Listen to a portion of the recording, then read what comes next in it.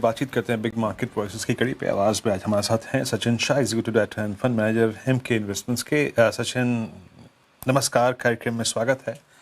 अभी तक इस वॉर जोन में हम कोई भी स्थिरता नहीं देख रहे हैं and frankly speaking at I mean crude at 110 105 शायद बाजार खोज भी ना पाए। आपका टेक क्या है? आप लोग कैसे अप्रोच कर रहे हैं अपनी लिक्विडिटी को? मतलब करना क्या चाहिए इन प्राइसेस पे? रीसेंट हाई से सब्सटेंशियली प्राइस डैमेज हो चुका है। आप इसी वॉर जोन में ओएमसीज को देखिए, आप इसी वॉर जोन में एलएनटी को देखिए, जिनका सीधे अगर आप देखें सरोकार है इस घटनाक्रम से। कैसे अप्रोच करना चाहिए मार्केट को, स्पेशली वो लोग जो थोड़ा लिक्विडिटी पे बैठे हुए हैं? क्या अप्रोच रखें? हाँ, थैंक यू सो मच। आपका बात सही है कि ऑलमोस्ट 2 हफ्ते से ज़्यादा हो गया इस वॉर को। शायद बहुत कम लोगों ने सोचा था कि इतना लंबा ये वॉर चलेगा। वो हिसाब से क्लियरली और उसका रिएक्शन भी हमको मार्केट में देखा है ये 2 हफ्ते में। ये वीक भी I think last 1 week itself market were down 5.5%, and yesterday also we saw a sharp fall of almost 3%, 3.5% का फॉल था। सो क्लियरली मार्केट में वो एक वीकनेस सेंटिमेंट तो है ही, उसमें कोई डाउट नहीं है। बट जो आपने स्पेसिफिक क्वेश्चन पूछा है कि अगर इन्वेस्टर्स है और उनके पास अभी लिक्विडिटी अवेलेबल है, तो हमें हमें हमारा ये स्ट्रॉन्ग मानना है कि at this point in time जो ब्लू चिप्स है वहाँ पे वैल्यूएशंस बहुत ही रीजनेबल हो चुके हैं। और दूसरा हमने ये भी देखा है कि इसके पहले आप देखेंगे जब भी इस तरीके जियोपॉलिटिकल टेंशन्स हुए हैं या फिर इवन जब कोविड हुआ था, ऐसा जब भी मैक्रो ग्लोबल मैक्रो चैलेंजेस हुए हैं और मार्केट्स में शार्प करेक्शन हुआ है, तो उसके नेक्स्ट 1 साल 2 साल 3 साल में returns have been actually very very good. Clearly ये ट्रैक रिकॉर्ड रहा है। तो जो हिसाब से अभी ब्लू चिप्स के भी भाव काफी गिरे हैं, हमें लगता है कि this is actually a good time to actually increase allocation to equities. Okay, Sachin ji, good afternoon. आपने जैसा कि कहा कि जब ऐसे शार्प करेक्शन आई तो उसके बाद 2-3 साल में मार्केट ने अच्छे रिटर्न्स दिए हैं, तो इस गिरावट में आपने क्या फ्रेश बाई किया है या फिर कहीं एक्सपोजर बढ़ाया है? नहीं, सो जनरली हम लोग जो इवन बिफोर दिस वॉर हम लोग जो ओवरवेट थे, जैसे प्राइवेट सेक्टर बैंकिंग है, ऑटो है, ओवरऑल फाइनेंशियल्स है, या फिर फार्मास्यूटिकल सेक्टर है, ये जो भी सेक्युलर ग्रोथ सेक्टर्स है, यहाँ पर हमें अभी भी लग रहा है कि वैल्यूएशंस इनफैक्ट और रीजनेबल हो चुके हैं।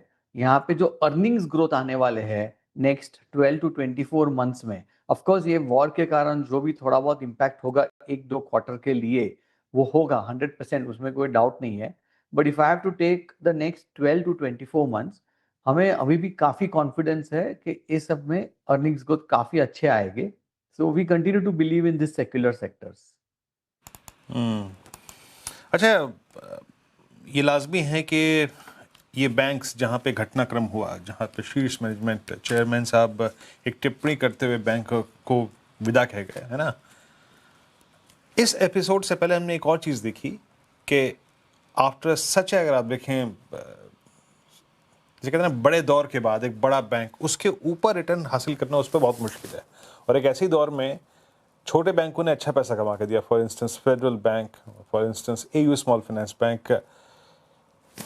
एक धड़ा ये भी था कल जो बाजार में कह रहा था कि नहीं साहब जनाब, इस डिप को बाय करना चाहिए, इनके रेजिग्नेशन के पीछे कोई मटेरियल फैक्ट नहीं है। आप किस लॉबी में बैठे हुए हैं? आपको क्या लगता है, अभी इसको अवॉइड करें, अभी छोटे बैंकों पे फोकस करें, पीएसयूज पे ही फोकस करें जिन्होंने वाकई पिछले 1 साल में अच्छा पैसा बना के दिया है? बैंक्स को आप कैसे अप्रोच कर रहे हैं? हमें लगता है कि ये जो टॉप की प्राइवेट सेक्टर बैंक्स है, ये बहुत ही स्ट्रॉन्ग पोजीशन में है, क्योंकि आप देखिए एक फाइनेंशियल सर्विसेज का जो बिजनेस है, यहाँ पे एक साइज बहुत मैटर करता है over a longer period of time. अगर 3 साल 5 साल का सोचते हैं, तो इनकी जो साइज होती है ये इटसेल्फ इनको एक बहुत बड़ा एडवांटेज देती है to grow the business, to get the to earn the respect and the trust of the customers। ये साइज से बहुत ही बड़ा इनको एक एडवांटेज है। सेकंड, जो एक बहुत बड़ा एडवांटेज जो मैं देखता हूँ, जो आज की जो करंट टाइम्स है, वहाँ पे टेक्नोलॉजी में इन्वेस्टमेंट एक बहुत कंपलसरी चीज हो चुकी है। तो बिकॉज इन बड़ी बैंक्स की जो साइज है, इनके लिए अगर साल का 1000-2000 करोड़ टेक्नोलॉजी में इन्वेस्टमेंट करना है, क्योंकि इनके प्रॉफिट्स ही है 50,000 टू 1 लाख करोड़ के बीच में, तो उनके लिए कोई बड़ी बात नहीं है। और क्योंकि ये लोग टेक्नोलॉजी में इतना इन्वेस्ट कर रहे, ऑलरेडी कर रहे हैं और करते रहेंगे, इनके कारण ये लोग बाकी बैंक से बहुत आगे निकल जाएंगे। क्योंकि आज आपके असेट साइड पे, जहाँ पे आपको लोन देना है, particularly on the retail side, और आपकी जो लाइबिलिटीज है, जहाँ पे आपके डिपॉजिट्स है, कस्टमर्स दोनों साइड पे इन्होंने पूरा टेक्नोलॉजी एम्ब्रेस कर चुके हैं। आज आप देख लीजिए, कहीं पर भी हर एक चीज, अगर आपको फूड भी मंगाना है तो आप टेक्नोलॉजी करते हैं, आपको मेकअप मंगाना है तो भी आप टेक्नोलॉजी यूज करते हो। इसी तरह सारे फाइनेंशियल सर्विसेज भी पूरे टेक्नोलॉजी रिलेटेड अभी कस्टमर्स ने पूरा एम्ब्रेस कर चुके हैं। तो जो हिसाब से ये बैंक्स टेक्नोलॉजी में इन्वेस्ट कर पा रहे हैं और करते रहेंगे, ये नेक्स्ट 5, 7, 10 साल में ये लोग मार्केट शेयर विन करते ही रहेंगे। ये आपको 1 क्वार्टर, 2 क्वार्टर, 3 क्वार्टर में शायद समझ में नहीं आता है, पर जैसे आपने लास्ट 10-15 साल में देखा होगा कि जो हिसाब से ओवरऑल प्राइवेट सेक्टर ने काफी मार्केट शेयर विन किया है, बीच में 1-2 साल प्लस माइनस होते रहेगा, but on a longer trend, clearly I think this top 2-3 banks will actually win even more market share in the next 10 years. चलिए सचिन, बहुत बहुत शुक्रिया। बिल्कुल सही कहा आपने, टेक्नोलॉजी का इस्तेमाल सब कर रहे हैं, सबको विभाजित कर दिया आपने। अनुज, मुझे और श्रेया को फूड और मेकअप का सामान सब कुछ आ सकता है। बहुत बहुत शुक्रिया। आज थोड़ा सा समय का अभाव है तो मैं इस चर्चा को थोड़ा सा छोटा ही रखूँगा। और have a nice weekend Sachin. Anuj के पास